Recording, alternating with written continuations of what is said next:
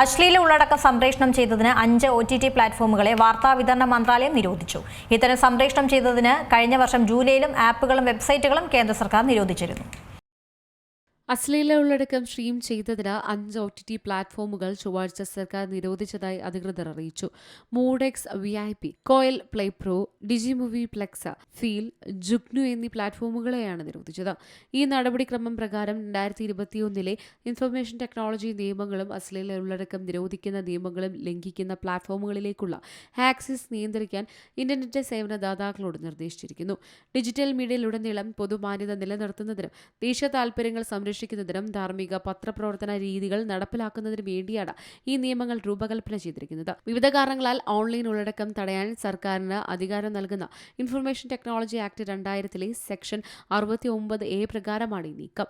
ആഭ്യന്തര മന്ത്രാലയം, വനിതാ ശിശു വികസന മന്ത്രാലയം അടക്കമുള്ള വകുപ്പുകളുമായി വിദഗ്ധരുമായും ചർച്ചകൾ നടത്തിയ ശേഷമാണ് ഈ തീരുമാനമെടുത്തത്. News desk Malayalam news. ഏറ്റവും പുതിയ വാർത്തകളും വിശേഷങ്ങളും വിരൽത്തുമ്പിലറിയാൻ മലയാളം ന്യൂസ് എല്ലാ ഡിജിറ്റൽ പ്ലാറ്റ്ഫോമുകളിലും ലഭ്യം.